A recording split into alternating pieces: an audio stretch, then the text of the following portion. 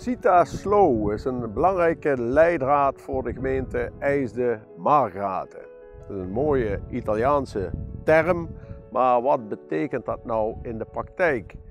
U gaat daar straks wat van meemaken tijdens de wandeling, maar nu alvast een voorproefje. Sita Slow is natuurlijk een fenomeen dat eigenlijk komt vanuit Italië. Italië is gestart met Slow Food organisatie, eigenlijk nadenken over waar ons voedsel van komt. En binnen die context is men gaan nadenken, zit daar niet veel meer in? Want heel wat regio's die weten niet meer hoe mooi ze zijn en welke kwaliteiten ze hebben. En kun je zeggen, ja, dat is dan puur het natuurbehoud en dergelijke, of gaat dat veel verder? Is het een way of life? Het gaat veel verder, want natuur mag je niet in hokjes steken. Natuur is eigenlijk start bij de bloempot, bij wijze van spreken, en eindigt in het nationale park. Maar het gaat over hoe kan je ook economisch denken vanuit een filosofie van bescherming, van zorg dragen voor onze omgeving. En dan zie je natuurlijk dat die Sita Slow, die slow cities, daar net als rekening gaan mee houden van hoe gaan we onze omgeving vormgeven, waarbij we respect hebben voor landschap, erfgoed, natuur, maar ook duurzame landbouw bijvoorbeeld, bedrijven. Hoe gaan die eigenlijk om met dat concept? En dan zie je dat eigenlijk de opbrengst van een regio die zich zo ontwikkelt gigantisch hoog is.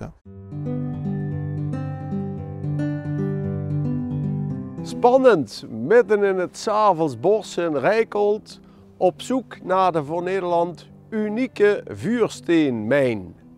Die mijn die is hier van ruim 6000 jaar geleden. Dus daar hebben de eerste boerenmensen in dit gebied, of de tweede lichting moet ik eigenlijk zeggen, die hebben hier vuursteen uitgehaald tot wel 18 meter diep onder de grond, omdat ze steeds betere, steeds meer vuursteen nodig hadden voor hun toepassingen. Dat waren boeren, die hadden dus eigenlijk een boerderij te runnen en die moesten huizen bouwen, etc.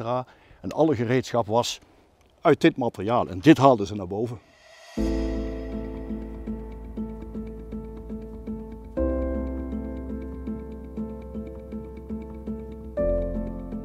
We hebben allemaal kleine wijngaarden die allemaal heel specifiek gericht zijn op voedingsmiddelen maken die ook geschikt zijn voor mensen die ervan willen genieten en kunnen genieten.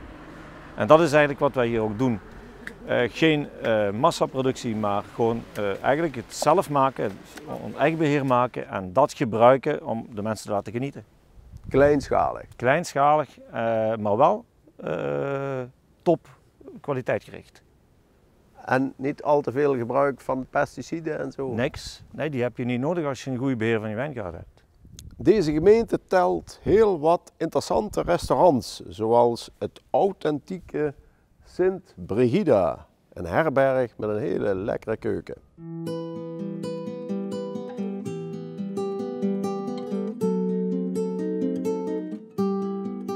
Bijna allemaal eigen streekproducten, dus de paddenstoelen uit de bossen van de Eifel. Het wilde ree kwam ook uit de Eifel, groenten uit eigen tuin. Dus ik heb een grote groentetuin met diverse groenten en kruiden. Onbespoten? Onbespoten natuurlijk, alles onbespoten. Probeer alles biologisch te verwerken. En dan hebben we mijn eigen producten wat ik zelf maak, dus kweeperengelei en aalbessengelei. Plus we hebben onze wijn hier in Noorbeek natuurlijk. En voor deze verse keuken, daar komen de mensen niet alleen vanuit Noorbeek, maar ook van verder? Van heide en verre. Ik zeg altijd, ze komen hier met de fiets en met de Porsche. Dus ze komen overal vandaan.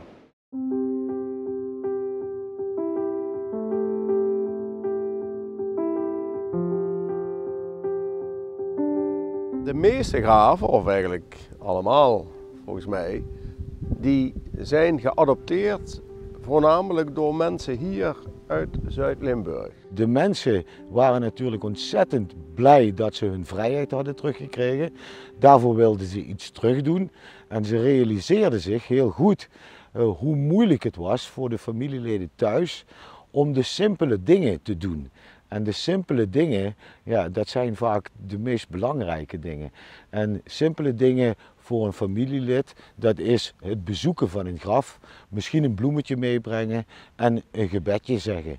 En dat hebben de mensen hier uit de buurt begrepen, dat dat ontzettend moeilijk was voor die Amerikaanse familieleden om dat op zich te nemen, omdat de afstand te groot is. En dat wilden zij graag op zich nemen. oudsher is dit een groeve geweest, een kalkgroeve. Dus hier hebben ze de mergel gewonnen. Hier hebben ze ook in de oorlog gescheld in deze grotten. Kluizenaars hebben hier gewoond in deze grotten. Maar nu is het in handen van onze collega's van het Limburgs Landschap. En die beheren het omdat het unieke waarde heeft. Het gebied is eigenlijk opgebouwd uit 3 lagen. Bovenop heischraal, heel erg schraal, hele arme grond. Dan krijg je de kalk, ook weer heel bijzonder voor plantengroei.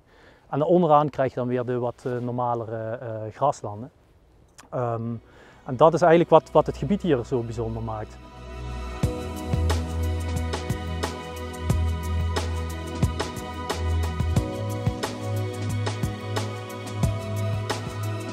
Als u thuis in de keuken aan het kokerellen bent met biologische kruiden, dan is de kans groot dat die kruiden van puur aroma zijn, hier in Margraten.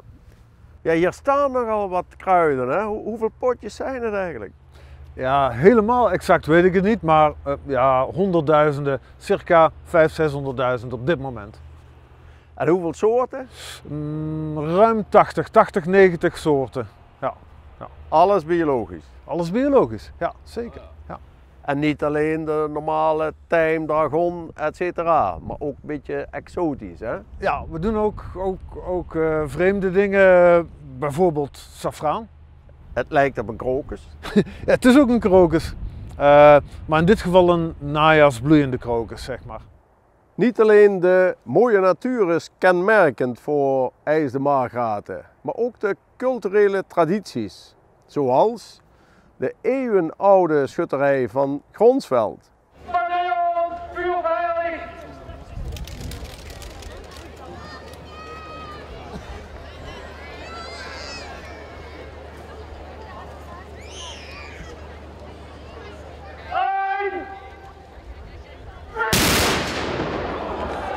En de bekende bronkprocessie van IJsden.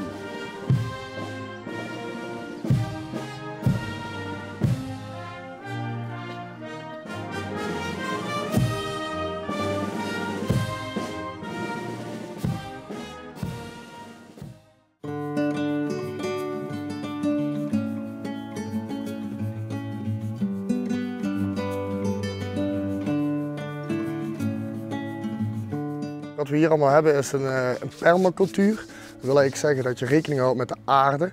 Dat je zoveel mogelijk aandacht besteedt aan de aarde. Dat die zo vruchtbaar mogelijk is voor de generaties na ons. Zodat we niet een monocultuur creëren, maar juist een cultuur wat heel divers is. Met heel veel verschillende lagen en heel verschillende soorten planten, maar ook onkruid. En dat je eigenlijk de biodiversiteit van de bodem zo hoog mogelijk houdt. En wat bieden jullie de gast concreet? Ja, we hebben eigen varkens, eigen koeien, eigen moestuin, heel veel eigen fruit. Dus eigenlijk alles wat we hier serveren in ons restaurant is bijna van onszelf. Behalve de wijnen en de kaas en de vis. En we proberen eigenlijk alles van ons eigen land aan de klant te laten presenteren met de gerechten in het restaurant natuurlijk. Een van de echte ambachtslieden van IJsden is slager Erik Pinkaas. Veelvuldig landskampioen, worstenmaker, patémaker enzovoorts. En die werkt alleen met echte streekproducten hier uit de directe omgeving.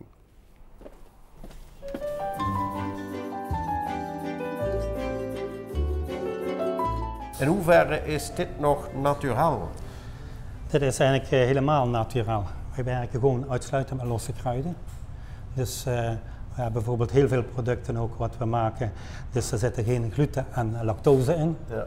Dus wat we allemaal zelf produceren. Wij maken eigenlijk 90% van ons assortiment wordt eigen bedrijf geproduceerd.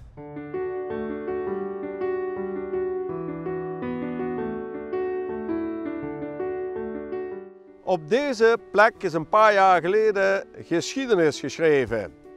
Aan die kant heb je de Maas, aan die kant het grindgat, het dagstrand van Oost-Maarland. En daar achter het hek stond er altijd een bord: verboden te betreden, Belgische staat. Maar dat bord is nu weg en het is nu Nederlands eigendom, Nederlands grondgebied. Dat is niet gekomen door een veldslag, de schutterijen zijn ook niet ingezet, het was puur een staaltje van topdiplomatie. In hoeverre zijn de appels en de peren etc. hier Citaslow, kun je dat zo noemen dan? Wij doen heel veel aan de biodiversiteit. Wij houden heel veel rekening met de bewoners rondom ons heen, ook met de dieren. Het zou ook het allermooiste zijn dat de mensen die naast je wonen, dat die ook jouw fruit kopen. Dat zou ik het prachtigste vinden. Dat we alle appels die we in Zuid-Limburg telen ook hier kunnen vermarkten. Over streekproducten gesproken, dit is een serieuze winkel in Eckelrade met alleen maar streekproducten, biologische producten en eigen gemaakte peren- en appelstroop.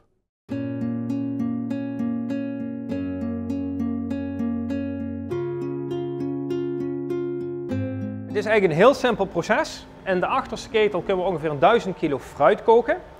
Appels en peren is altijd een combinatie. Dat duurt een 3,5-4 uur voordat het gekookt is. Dan gaat het 's ochtends vroeg in de pers. Dat wordt uitgeperst. En het uitgeperste sap gaat terug in de ketel. Dat wordt ingedikt en wordt stroop.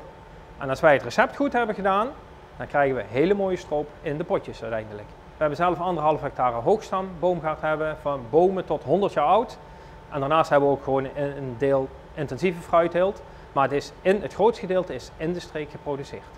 In beide landen worden juist de provincies Limburg soms ook gezien als een, ik zou bijna zeggen, een achtergebleven gebied. Ja.